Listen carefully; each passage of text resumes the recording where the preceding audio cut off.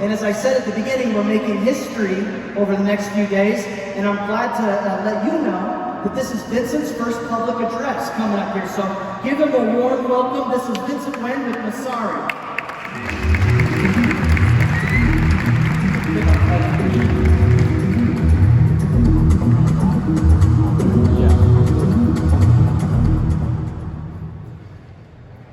Hey guys, my name is Vincent, and I lead the on-chain data team at Masari. Today I'm going to talk about building standardized subgraphs.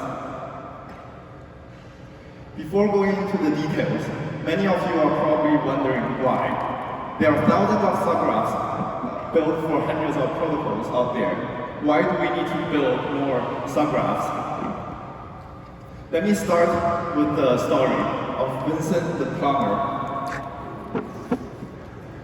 At the beginning of this year, Vincent's manager came over to him and said, "Hey Vincent, I heard this thing called DeFi, and it's pretty cool. Can we get some DeFi data onto our website? Oh, by the way, I also heard this thing called the graph, and it's pretty cool. Can we get some of the graph data? Can we get this data from the graph? How about let's start with TVL data? I heard that's what everyone is talking about." So Vincent rolls up his sleeves and off he goes. He decides to do some homework first and look at some of the existing options in the States. He first comes to Manson and Dune, who are two of the largest data providers in crypto.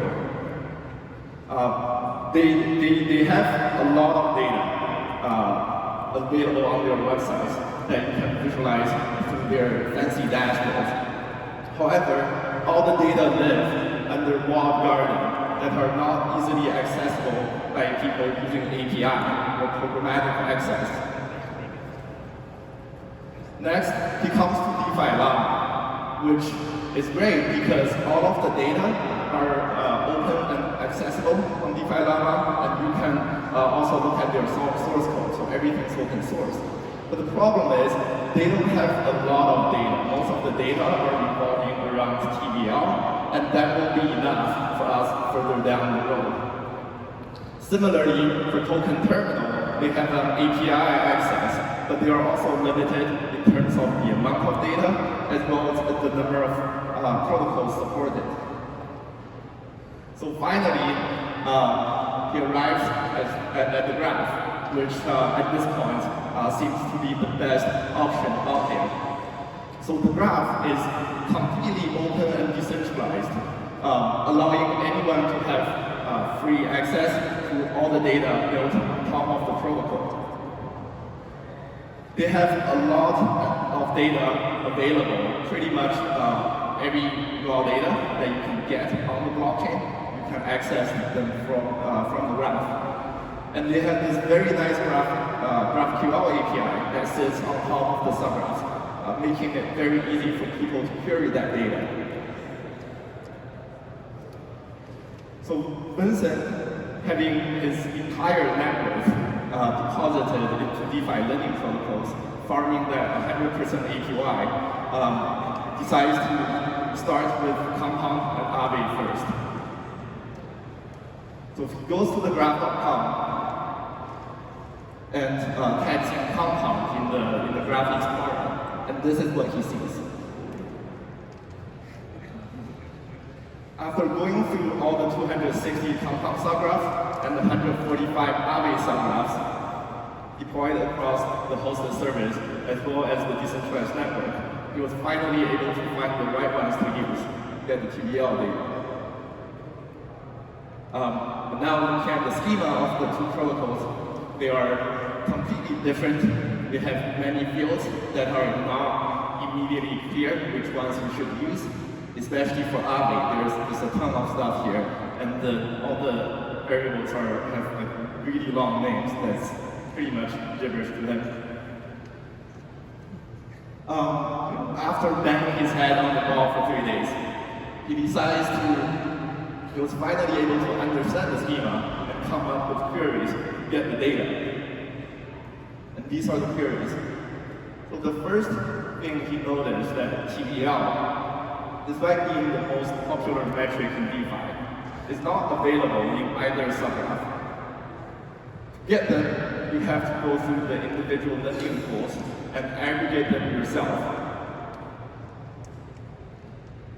So for some strange reason, Aave and Compound decides to name their lending pools differently. Aave calls them reserves, while Compound calls them markets. To make things more confusing, Compound also has this notion called reserves, which means something completely different. Also, after you retrieve the entities, you notice that every ID, or the ID between the two subgraphs look differently. You have to parse them yourself, you have to interpret them yourself. So now we know which entities to use to fetch the data. We have to decide which field to use. So since the schemas are completely different, you have to use the different fields to aggregate the data. And in the box, these are the fields that we need to use to calculate the TVL of each individual lending pool. After the data is retrieved, you notice that for all the numerical data, they have different data types, they have different number of decimals, so Vincent will have to parse all of these himself.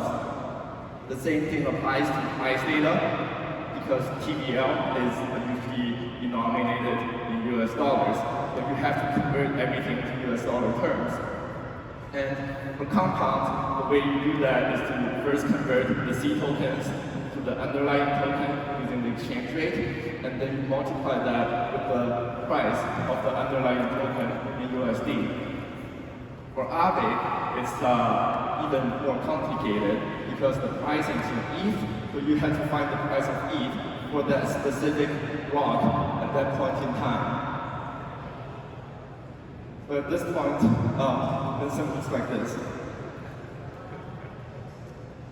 So now, having cleaned all these nice data, he goes back to his manager, and his manager says, how about, why don't you get me the data for all lending protocols next? And once again, Vincent rolls up his sleeves, and off he goes.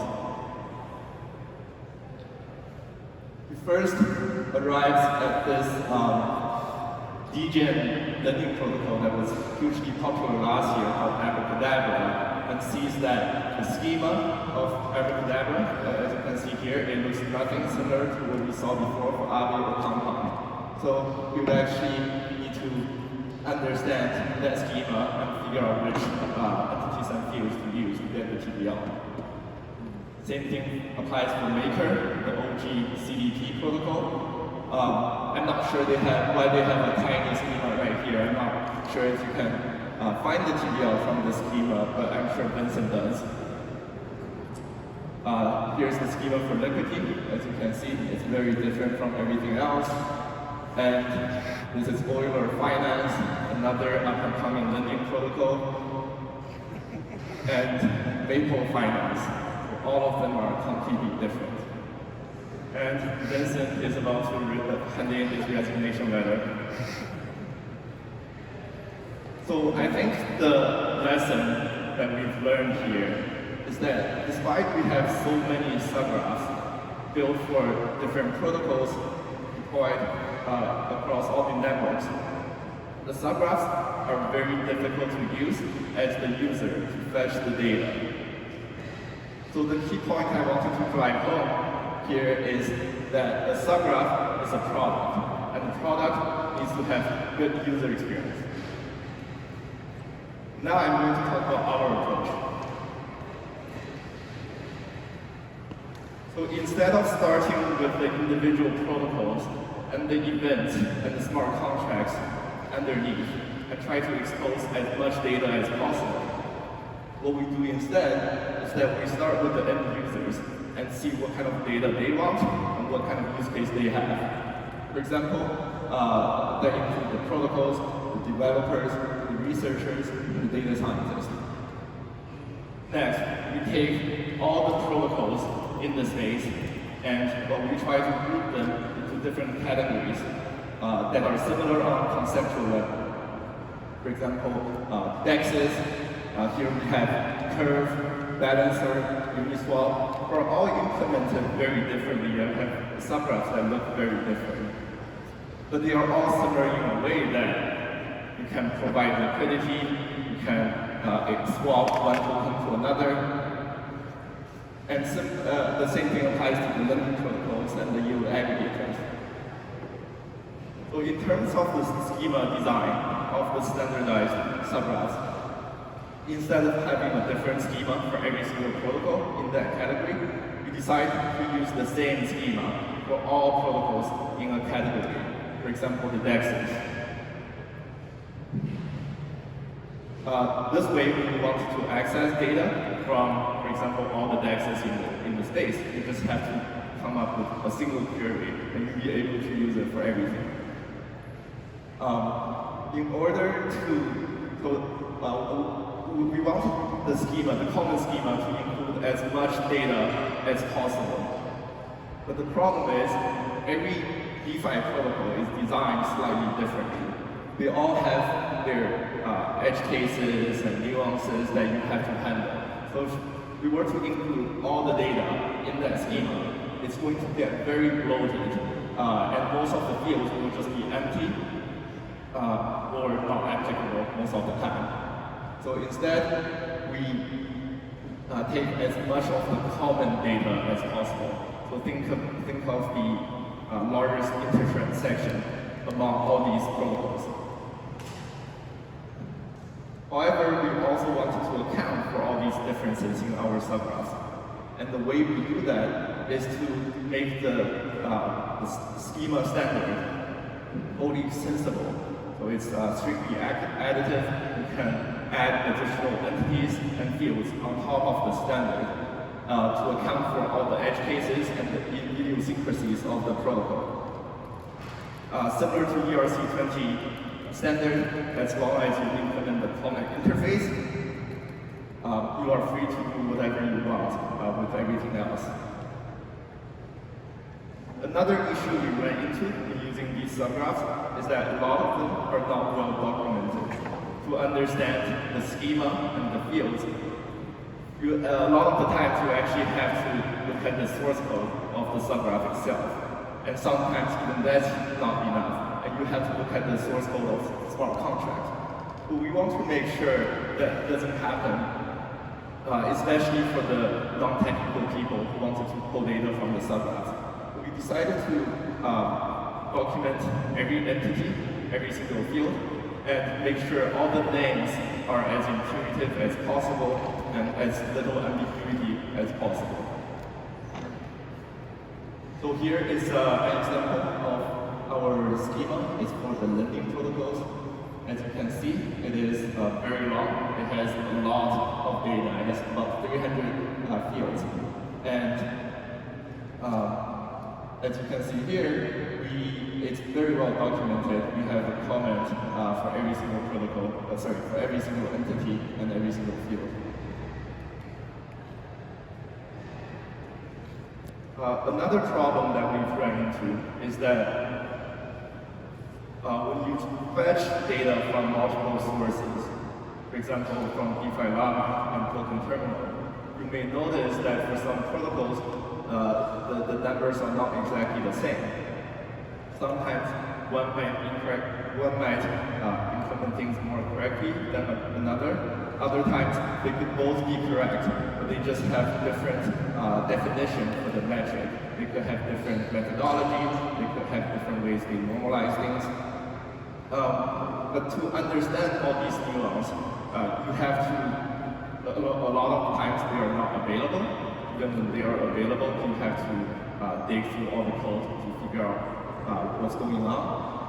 So we made sure we define all the methodology very explicitly in our subgraphs. So it's very easy for the people using the subgraphs to understand what's going on. So here are some examples for Aave, Abracadabra, and some of the other protocols. So now, pull the TBL data from these lending protocols. All you need is a single query, as shown on the left, and you'll be able to fetch them from all protocols that we have implemented a standardized subgraph.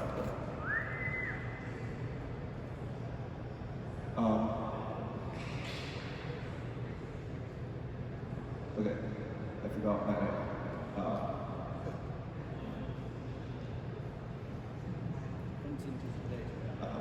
Don't worry, we know it. Don't worry. Okay. Of course, the story doesn't end here. A few weeks later, Vincent decides to spend the next few weeks building a fancy data dashboard to showcase all the data that he's pulled from the subgraphs. And here's what it looks like. He goes to his manager, he shows it to his manager is very happy about it, and asks, how long would it take to build another one for a different lending protocol? He scratches his head and says, just give me 1 second. Let me change this line to this line. And boom, we have another fancy dashboard built for another lending protocol. And then we can do it again. And now we have a third one for liquidity as well. So this is the power of the standardized subgraph that I wanted to show, is that because all the schemas are the same for all the lending protocols, anything that you build on top of one subgraph can be immediately used for everything else.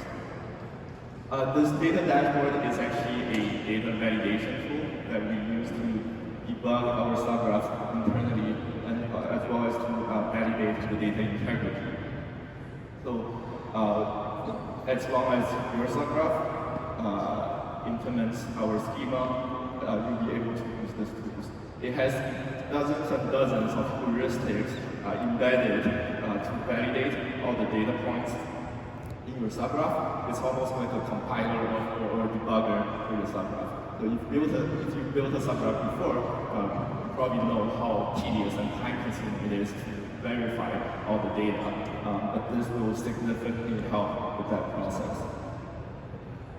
So as mentioned before, all you need to do is to go to subgraphs.mozari.io or subgraphs.xyz, and you land in this page here.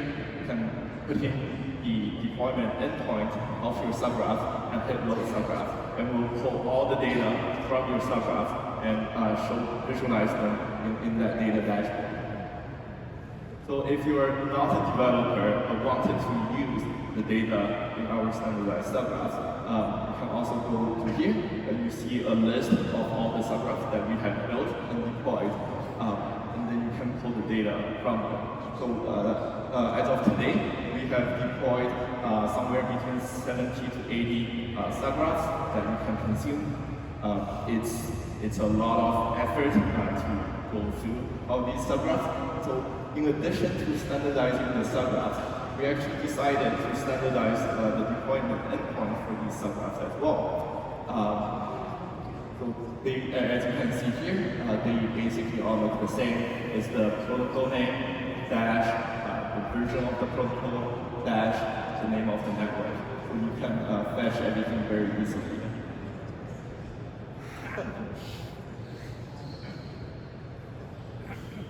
So ERC20 enabled the proliferation of many DApps. It made it incredibly easy for developers to build on top of the ERC20 standard. We believe that standardized subgraphs will also allow people to build double DApps easily on the subgraphs. Of course, that stands for decentralized data applications. Since this is the graph hack, we have anything. So we have something for everyone here today. We have an app challenge for people to build the best double D app on top of our subgraphs. And we have a data insight challenge for those who are non-technical, and it's to derive the best insight from our subgraph data.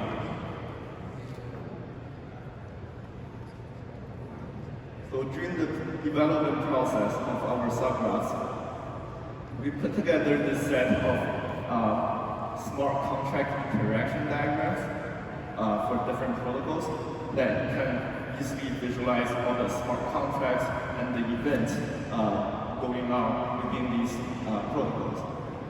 So for those of you who are new to Web3, to DeFi, or to Subgraphs, these will serve as a very good learning material to understand the internal workings of these DeFi protocols. And sometimes they could take a lot of time to go through, to put together, and we've already done that work for you.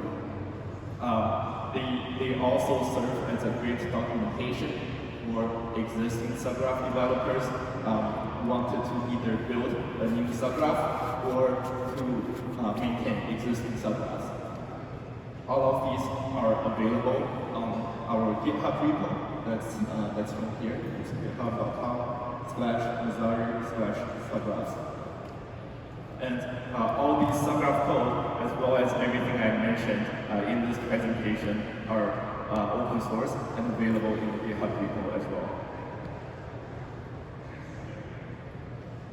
So here's a list of all the protocols that we've built a Subgraph for, or in the process of building a Subgraph.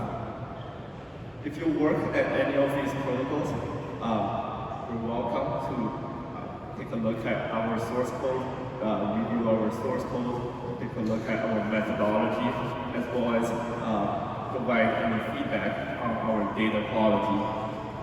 If you work at a protocol that's not on this list, we'd love to work with you to build more Subgraphs. Feel free to reach out to me. And for those of you who are interested in participating in the process of designing the Subgraph standard, I have another session tomorrow afternoon that will be a smaller session, and it will be a more interactive session where we can talk about some of the details. And we want to have other people involved in the definition of the schema as well. And special thanks to everyone who's been involved in this process for the past couple of months. It's incredible work from them, and we cannot do this without you. And we are hiring, so if any of the things I've talked about today sounds interesting to you, feel free to check out our careers page at nazari.io/careers, or check out our engineering blog. And we have designed this super cool NFT that we are airdropping to Subgraph developers. So if you build a Subgraph using our standardized schema, you'll be eligible to one of those NFTs.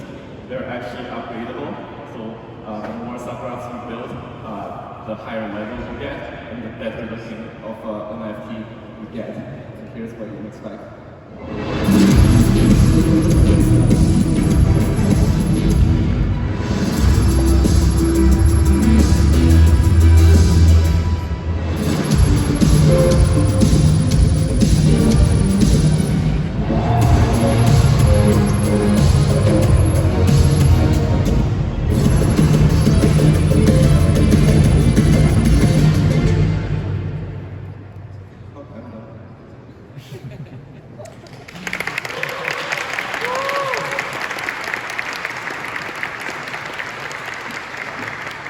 Right.